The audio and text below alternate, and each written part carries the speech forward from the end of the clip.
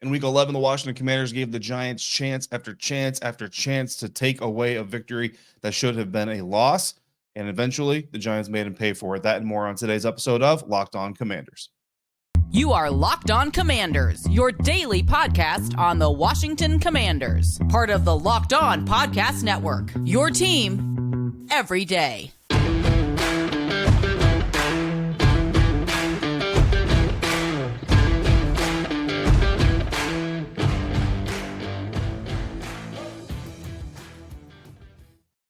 And welcome into this episode of Locked On Commanders, your daily podcast covering the Washington Commanders, part of the Locked On Podcast Network, your team every day. Thanks so much for making Locked On Commanders your first listen of the day every day. Don't forget that you can subscribe for free on YouTube or wherever you get your podcast, and you can continue this conversation with me by becoming a Locked On Commanders Insider. Join the Insider program where you get news, inside scoops, exclusive content delivered directly to your phone, including during games, press conferences, practices, at the Senior Bowl, at the NFL Scouting Combine, you name it. If I'm there, you're there with me. Always excited to get new insiders. So go to joinsubtext.com/LockedOnCommanders to sign up. We've also recently started our Command Huddle, a weekly exclusive mailbag episode that I drop just for insiders. And also I've launched, just starting this week, a final thoughts video that I record on my way out of the game. And again, send that to the insider. So lots of good stuff going on over there. Join subtext.com/LockedOnCommanders to get in on that fun. I'm your host, David Harrison, on Twitter at dharrison82, credential member of the media covering the Washington Commanders for CommanderCountry.com, a part of Sports Illustrated's FanNation. And I'm here with you every Monday through Friday, along with our everydayers and everydayers, especially during these tumultuous times. I appreciate you coming through consistently like you do. Download the Game Time app, create an account, use the promo code LOCKEDONNFL, and you'll get $20 off your first purchase on last-minute tickets, lowest price guaranteed. On today's episode of Locked On Commanders, we're talking about what Ron Rivera was talking about, and we're going to pick some good and some bad out of a mostly bad performance against the New York Giants in Week 11. But first, what happened, not statistically as much, but more so analytically for the Commanders.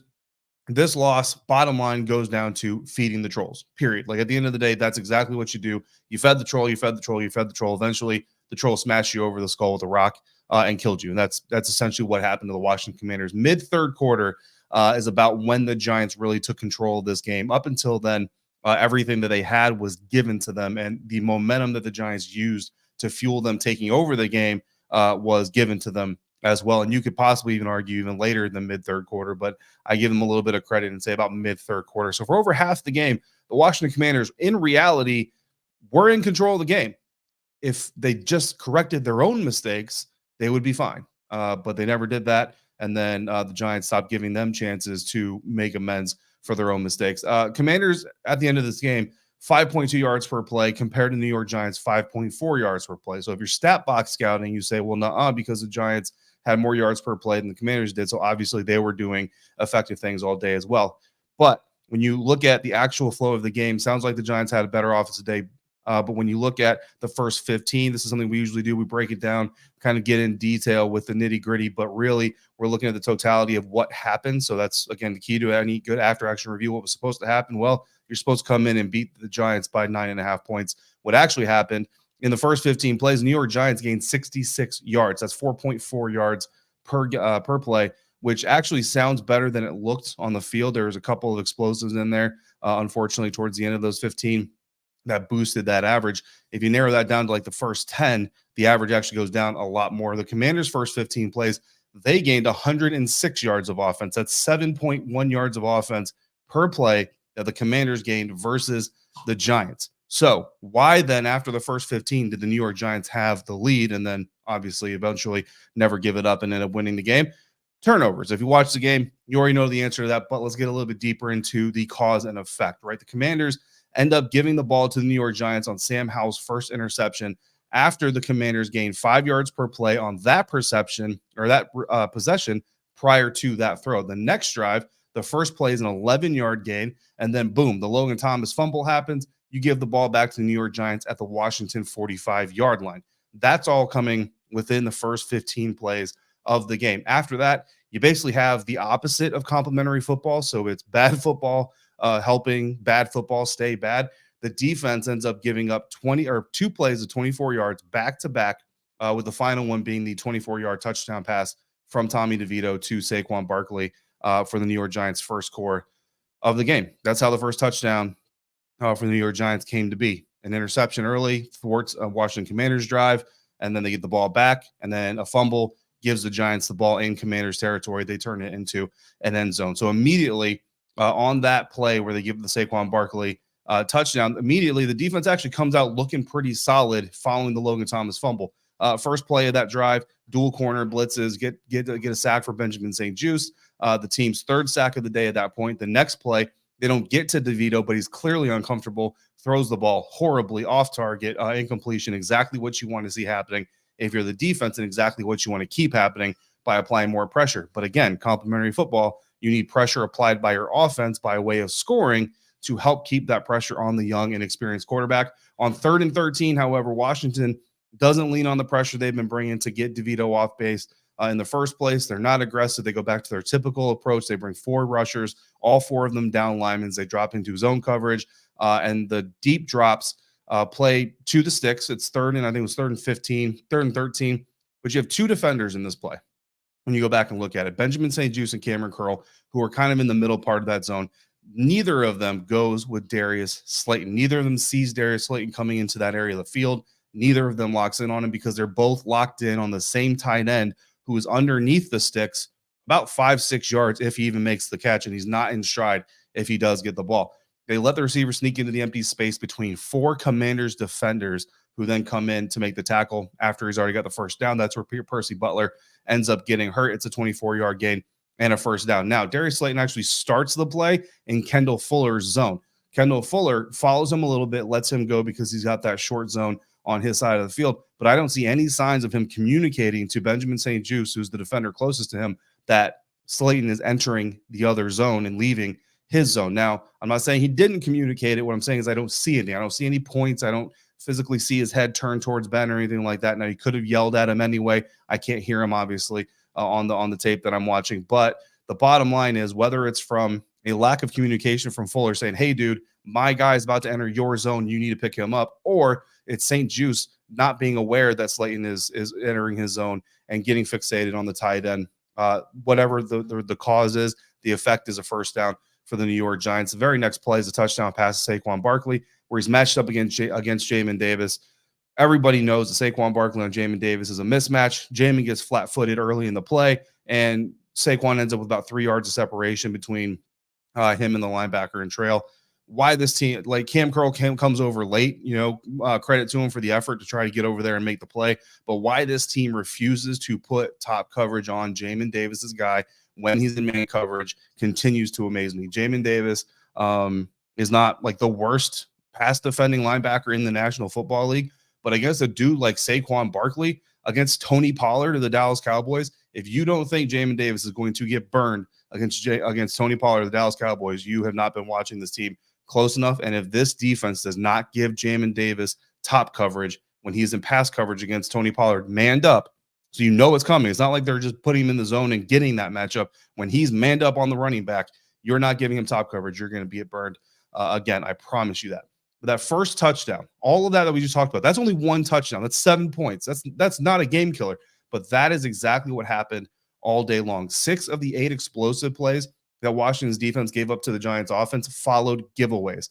One of them came off of a 3-and-out for the offense. That 3-and-out resulted in -6 yards, and it was their second 3-and-out of the game in a row. The defense started this game with high morale, got some sacks, got some pressure. They lost it due to turnovers, constant letdown from the offense. They came out of the locker room reinvigorated, then lost it again due to the offensive struggles. We look at the Washington Commanders as a defensive-led team, but what I saw on Sunday, this is an offensive-led team. When the offense struggles, the Commanders' defense is going to follow them. So at the end of the day, that is my big takeaway from this game. That is what happened to help lead the loss to the New York Giants. Coming up next on today's episode of Locked On Commanders, we're going to talk about Sam Howell and his protection of the ball in our sustains and improved segment coming up next on this episode of Locked On Commanders, part of the Locked On Podcast Network, your team every day.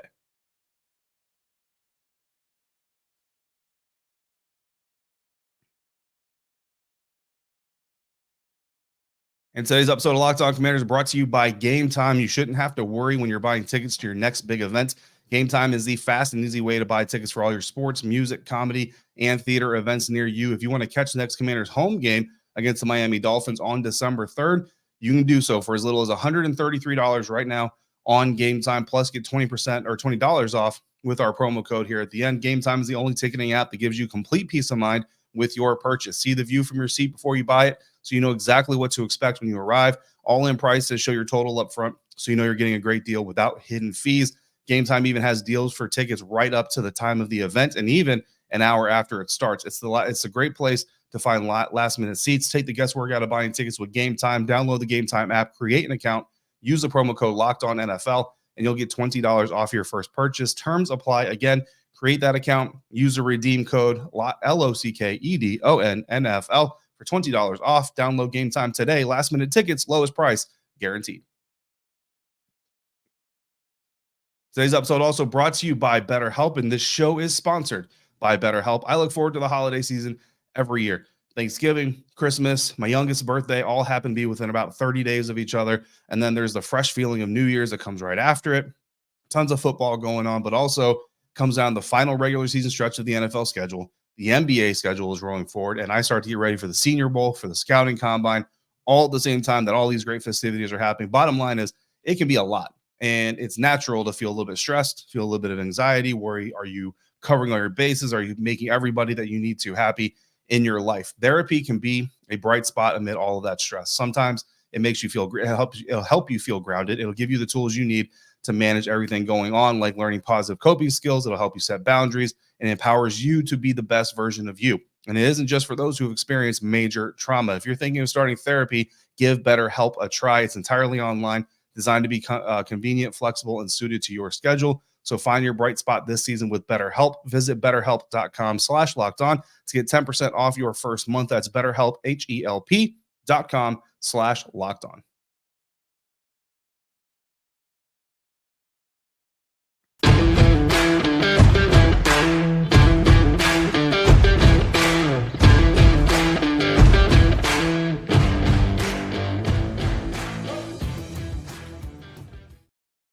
Thanks again for making Locked On Commanders your first listen, your first view today and every day. Every day, thanks for coming through. Make sure you come back tomorrow. We got another mailbag episode. If you've got a question and you want to drop it in the mailbag, just drop it in the YouTube comment section. Hit me on Twitter or Threads at DHarrison82, or text me directly by becoming a Locked On Commanders insider. Go to joinsubtext.com/LockedOnCommanders, and you can just text me from your phone. Locked On has launched the first ever national sports 24/7 streaming channel on YouTube. Locked On Sports Today is here for you 24/7, covering the top stories in sports every day with local experts of Locked On, plus our national shows covering every league. Go to Locked On Sports Today on YouTube and subscribe to the first ever national sports 24/7 streaming channel. And if you tune in there Fridays, you're probably going to see me talking about Thursday Night Football and predicting the rest of the weekend's games. Not this Friday, because I'm going to be in Dallas covering the Washington Commanders, so I can't be covering the National Football League when I'm covering the Washington Commanders specifically. So not this Friday, but the following Friday, last Friday. Find me over there. Next part of our AAR. Every week we talk about what we want to sustain, what we want to improve, what do we want to keep happening, what do we want to keep, or what do we want to get rid of. Obviously, lots of choices to get rid of things. I'm not going to be able to hit them all, but I was able to find 3 things to sustain, believe it or not. First of all, I want to sustain offensive ability. And this kind of goes back to the whole thing of the Washington Commanders beating the Washington Commanders. Because when they play disciplined football within the flow of the game, there's really no way that they can be beaten on offense. Again, I told you guys before, I'm not going to predict the Commanders to win a game unless I think they can score at least 25 points because this defense has just been incredibly suspect. Well, I thought that they could score 25 points against New York Giants, and even though they didn't do it, I feel like we come out of this game thinking that I was right there. The Washington Commanders on Sunday averaged 5.8 yards per play on scoring drives.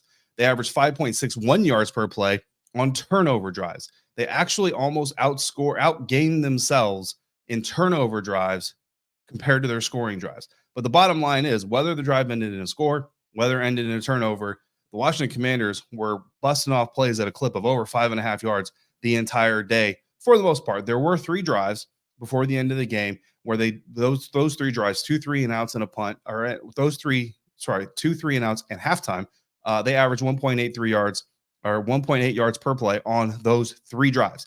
But the other 10 drives combined, the Washington Commanders combined for 5.7 yards per play on average. That is a ridiculous clip to come out of with a loss, especially when you add in the 9 sacks. Again, turnovers, the drives that ended in turnovers averaged 5.61 yards per play. The drives that didn't end in turnovers, so that counts all the drives that were scores, but also all the punts and the end of halftime, 3.2 yards per play. So when the Washington Commanders ended a drive with a turnover, they actually gained more yards per play than they did when they did anything else. That's sad and impressive all at the same time. Second thing I want to sustain, the sacks. 9 sacks by the Washington Commanders. New record for first half, all that stuff. David Mayo, 2 of them, new career high for him. 1.5 sacks from John Allen and 1.5 sacks from KJ Henry. And then 1 sack from Jamin Davis, Deron Payne, Benjamin St. Juste, and Casey Tuhill each. Part of that was more aggression. Part of that was a banged up New York Giants offensive line. Part of that was Tommy DeVito holding the ball too long at times. And, look, if the Washington Commanders offense is able to put points up in this game and keep the New York Giants on their heels and make them pass the ball more and make them have to get pass happy and pass heavy, I think you probably look at this team coming away with probably about 12 sacks, and it's an even better performance. But as it is, with all the negative, you do want to maintain those 9 sacks, right? If you can come into Dallas and get 9 sacks against Dak Prescott, I think you have a pretty good chance of winning that game. Although, much different team, much different quarterback, much different offensive line. So it's not something that we can necessarily say, here's how you copy and paste from the Giants to the Cowboys to get the same results, but you would love to keep 9 sacks from week 11 going into week 12. Final sustain for this week, EB's play calling.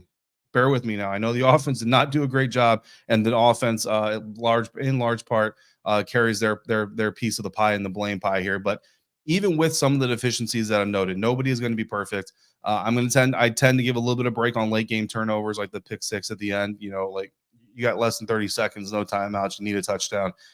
You sometimes just got to try to make things happen. It's such a condensed contextual period that it's hard to really place a whole lot of blame on anybody. But the other 2 interceptions, the first one, Sam has 3 options for short, intermediate, and even a deep completion past the 50 if he throws it to John Bates. That's the early one to De'Ami Brown that gets picked off. So Sam Howell, because of play design, has 3 other options to go to other than De'Ami Brown, who was covered pretty tightly. On the second interception, Sam Howell is rolling away from pressure. He's got B-Rob in the dump-off area. If you look at him, he's got his hand up saying, Sam, give me the ball. And he's got enough room. Like, he's a physical runner. He's got enough room to pick up that first down on third down. He's got Terry McLaurin for an easy first down crossing left to right. But again, he tries to take the big shot downfield. The dropped interception, if you remember that there was another interception that could have been secured but was dropped by the New York Giants safety. The broadcast did a really good job of describing it. If he throws it upfield where McLaurin is breaking, it's wide open. If McLaurin comes underneath like Hal threw it, it's a completion. So the play call worked.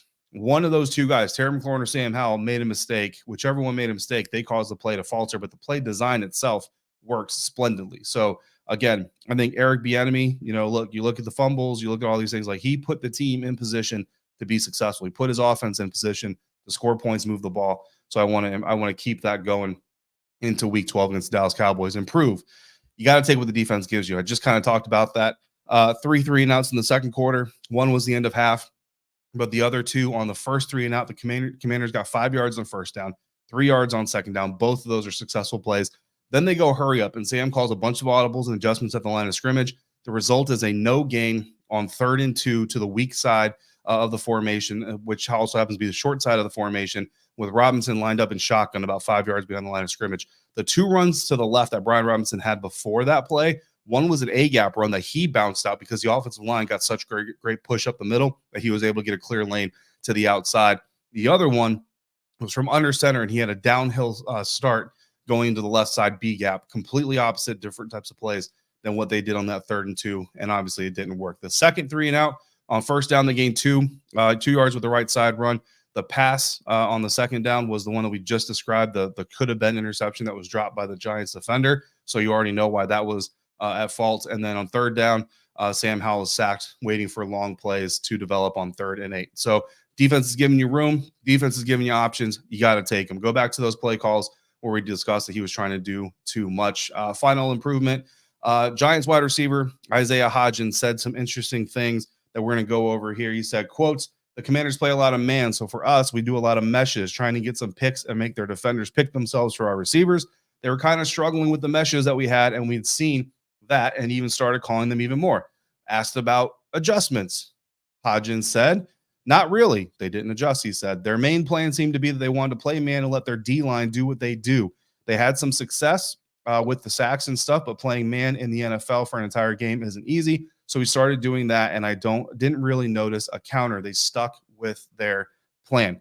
So not only did the Washington Commanders not have an answer for the Giants' mesh concepts, they didn't even make adjustments. So that is enough to get you ranting alone. But coming up next, we're going to rant about Ron Rivera's comments following the game at the podium. That's coming up next on today's episode of Locked On Commanders, part of the Locked On Podcast Network, your team every day.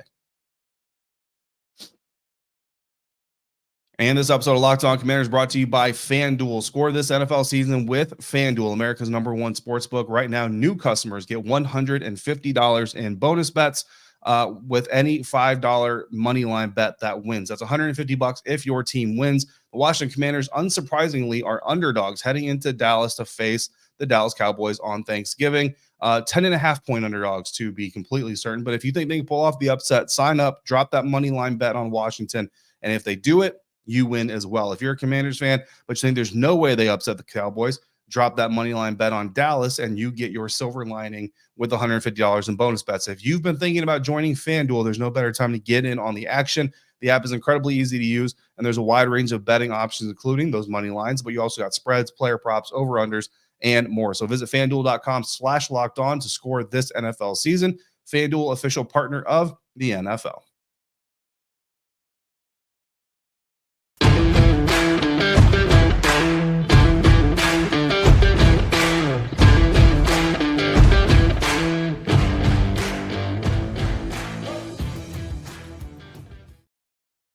All right, y'all. We're ranting about Ron to finish off this episode of Locked On Commanders. And the first quote we're going to talk about is Ron was asked if this is a new low point of the season. And Ron said, quote, "It is a low point, that's for sure. Anytime you got an opportunity to win a football game and you put the numbers up you did, you got a chance, you've got to come through," end quote. And quite honestly, that's kind of putting it lightly. You know what I mean? That's kind of putting it lightly on the low point thing. A lot of people think this is not only a low point this season, but it's a low point in Ron Rivera's time as the leader, the head coach of the Washington Commanders. Michael Phillips on Twitter, on X, whatever it's called these days, sent out his list of worst losses in Ron Rivera's tenure. He started off with this last game against the New York Giants. That is the #1 worst loss. Well, he doesn't really rank them. He just lists them. So here's 5 of the worst losses in Ron Rivera's tenure, according again to Michael Phillips. This one that we've been talking about, the Chicago Bears loss on Thursday Night Football earlier this season. The loss to the Cleveland Browns last year with the playoffs on the line, and we don't need to rehash that. The Cowboys lost a couple years back with Daron Payne and John Allen fighting on the sideline, and then trading up to draft a long snapper. So not even a game, but a decision getting in there as one of the 5 worst losses in Ron Rivera's tenure. Hard to ignore or argue with any of those.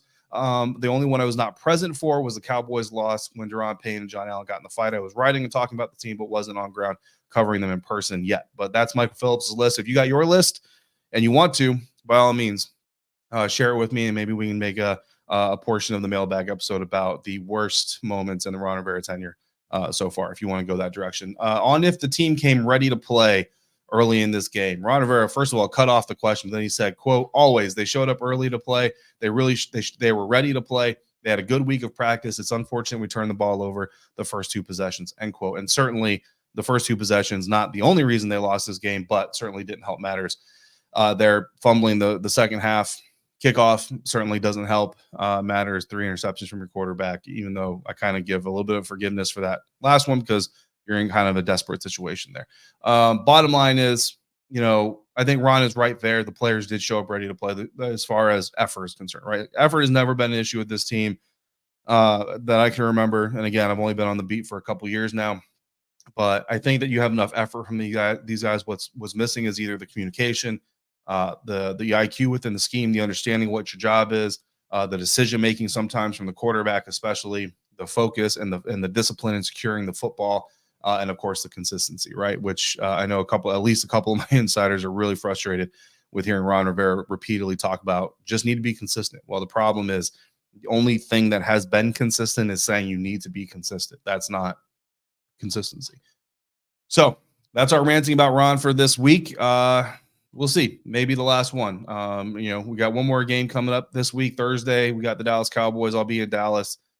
So, I mean, you figure there's at least going to be a post-game press conference, right? So we'll have at least one more ranting about Ron, and we'll see what comes up after that. Coming up tomorrow is mailbag time. So if you got a question for the mailbag, drop it in the YouTube comment sections. Hit me on Twitter or social media, dharrison82, or text me directly by becoming a Locked On Commanders insider. Go to joinsubtext.com/LockedOnCommanders. As always, thank you for making Locked On Commanders first listen or view today and every day. Every dayers, you already know, but I'm going to tell you anyway. I appreciate your continued support for the show. Thank you so much for making me a part of your day, part of your routine. And until we speak again, please be safe, be kind, and I'll see you next time for another episode of Locked On Commanders, part of the Locked On Podcast Network, your team every day.